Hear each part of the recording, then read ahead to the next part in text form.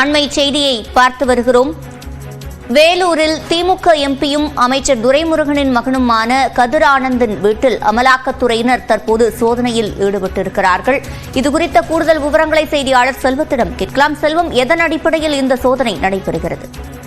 கண்டிப்பாக. அதாவது வேலூர் மாவட்டத்தில் தற்போது அமலாக்கத்துறையினர் 3 இடங்களில் சோதனை மேற்கொண்டு வருகின்றனர். முதலாவதாக திமுகவை சேர்ந்த பூஞ்சாலை சீனிவாசன் ஒரு பள்ளிக்கு நடுமோட்டர் பகுதியில் ஒரு வீடு உள்ளது. அங்கு அமலாக்கத்துறையினர் முதல் வீட்டில் தற்போது சோதனை மேற்கொண்டனர். அங்கிருந்து 2 கார்களில் சென்ற மேலும் அமலாக்கத்துறையினர் அவருடைய அருகில் உள்ள மற்றொரு தெருவில் உள்ள பூஞ்சாலை சீனிவாசன் தற்போது சோதனை மேற்கொண்டுள்ளனர். அதனை அடுத்து தற்போது வேலூர் காட்பாடி காந்தநகர் பகுதியில் உள்ள துரைமுருகன் இல்லம், அதாவது துரைமுருகன் இல்லத்திலேயே தான் அவருடைய மகனுமான வேலூர் பாராளுமன்ற உறுப்பினருமான கதிர் ஆனந்தும் உள்ளார். அவருடைய வீட்டில் தற்போது அமலாக்கத்துறையினர் சோதனையில் தற்போதுதான் உள்ளே சென்று சோதனை மேற்கொண்டு வருகின்றனர்.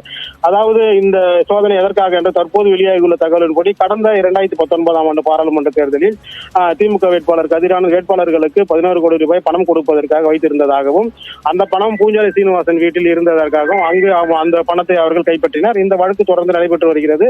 அது தொடர்பாகவே தற்போது அமலாக்கத்துறையினர் துரைமுருகன் இல்லத்தில் உள்ள கதிர் ஆனந்த வீட்டில் தற்போது சோதனை மேற்கொண்டு வருகின்றனர்.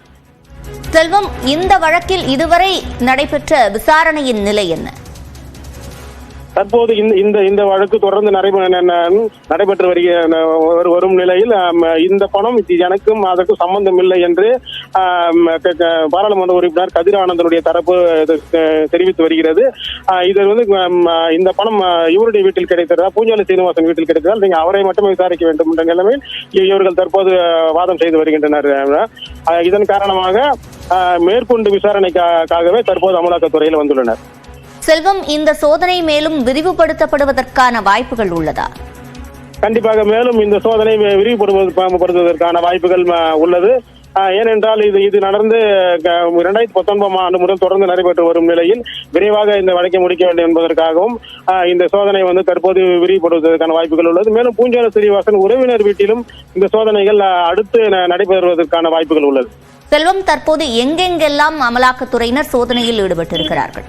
தற்போது வேலூர் மாவட்டத்தில் பள்ளிக்குப்பம் பகுதியில் உள்ள நடுமோட்டூர் பகுதியில் பூஞ்சாலை சீனிவாசன் வீட்டிலும் அவருடைய வீடு அதே தெருவில் மற்றொரு வீடும் உள்ளது. அவருடைய 2 வீட்டிலும் அமலாக்கத்துறையினர் தற்போது துப்பாக்கி ஏந்திய போலீசார் பாதுகாப்புடன் சோதனை நடத்தி வருகின்றனர்.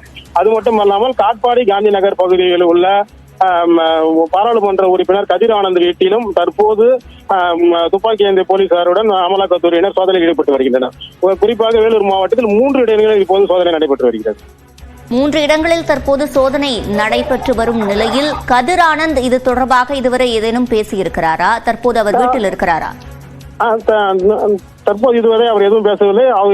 அமலாக்கத்துறையினர் வீட்டிற்குள் சென்று 5-10 நிமிடங்களே ஆன நிலையில் இது குறித்து இதற்கு பின்புதான் சோதனை முடிந்த பின்புதான் அவர் இது குறித்தான கருத்தை தெரிவிப்பார்.